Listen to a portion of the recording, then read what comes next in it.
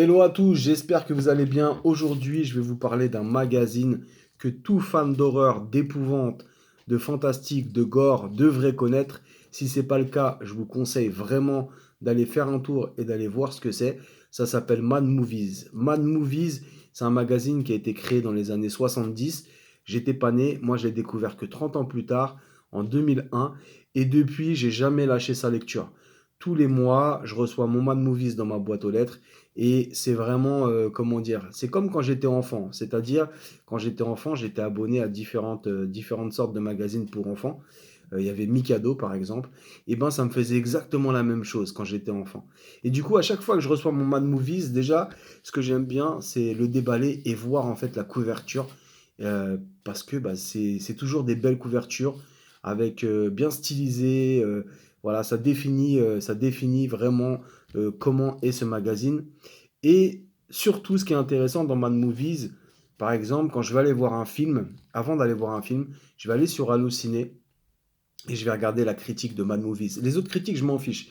Quand c'est un film de genre français ou quand c'est un film d'horreur américain, je vais aller voir la critique de Mad Movies et c'est par rapport à cette critique aussi que je vais me fier à la qualité du film.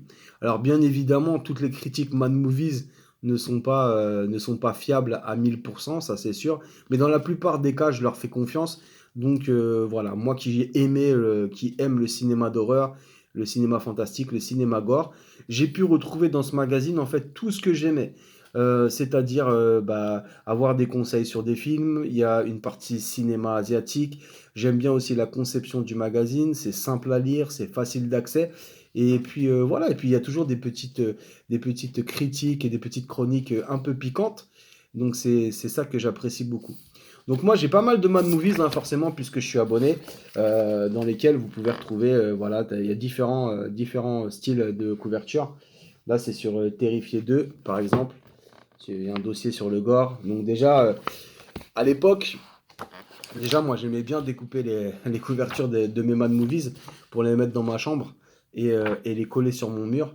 Chose que je ne fais plus. Mais voilà c'est un magazine qui fait ouais, une centaine de pages et il y a toujours voilà il y a toujours des belles couvertures avec des idées de films, euh, avec un sommaire qui est assez fourni quand même, et surtout cette partie-là que j'aime beaucoup, la partie critique des journalistes qui travaillent dedans. Donc voilà, on a François Co, on a Cédric Delélé, Gilles Esposito, Fausto Fazulo, la légende Alexandre Poncet, Sacha Rosset, donc ça c'est un petit peu les nouveaux. Et voilà, il y a toujours des critiques avec leurs notes, et ça c'est super intéressant. Et puis, on peut retrouver aussi toutes les notules lunaires, donc ça c'est le début du magazine, et des films que bah, on découvre. Par exemple, c'est comme ça que j'ai découvert celui-là, Conan. Voilà, c'est la version en fait qui est sortie il y a pas longtemps, et c'est un ovni hein, dans le cinéma. Donc c'est comme ça en fait que j'ai découvert beaucoup de films, et c'est grâce à eux que j'ai découvert beaucoup de films. Et il y a toujours, voilà, vous avez vu, ça peut parler autant d'horreur que de films un peu de science-fiction, de films dystopiques. Il y a bien sûr ça 2, voilà, c'est des choses évidentes dans. Et puis les couvertures sont, voilà, vous voyez un petit peu le style des couvertures. Ça fait toujours peur, c'est toujours bien, voilà, avec Dr. Sleep.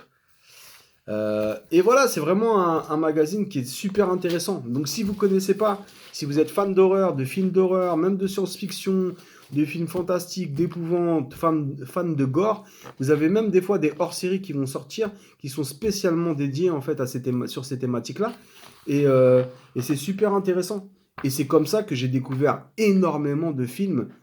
C'est franchement ma base, on va dire ma bibliothèque de films. Hein. J'ai regardé, voilà, par exemple, il y a des articles où ils vont parler d'un film que je connaissais pas. Et ben, je vais aller voir si je le trouve. C'est comme ça que j'ai vu aussi les prix Gérard May. C'est comme ça que j'ai découvert plein de choses, hein, comme celui de Phil Tippett, par exemple, le film de Phil Tippett que je ne connaissais pas du tout. Voilà, le gars qui avait fait ses marionnettes, tout ça. En fait, c'est super intéressant. Il y a plein d'articles sur des gens, différentes personnes dans le cinéma. Il y a plein de chroniques, il y a plein d'articles, il y a plein d'idées de films à voir. Et, euh, et voilà, et puis je vous le conseille sincèrement. Donc si jamais vous avez besoin de regarder et d'aller lire, un magazine spécialisé dans comment dire, dans le genre horreur, gore, fantastique, épouvante, avec un petit peu de science-fiction, un petit peu de paranormal, tout ça. Franchement, je vous le conseille. Voilà, vous avez vu, il y a par exemple celui-là sur William Friedkin, j'ai beaucoup aimé. J'ai beaucoup aimé, c'est comme un hommage à William Friedkin. Et voilà, et puis vous avez différentes couvertures. Je vais pas toutes vous les montrer, mais en gros, je vous conseille vraiment d'aller voir ce que ça donne si vous aimez. Et je pense que vous allez aimer si vous aimez le cinéma d'horreur, le cinéma de genre. Et puis, je vous souhaite une très bonne lecture et une belle découverte pour ceux qui ne connaissent pas. Allez, portez-vous bien et à bientôt.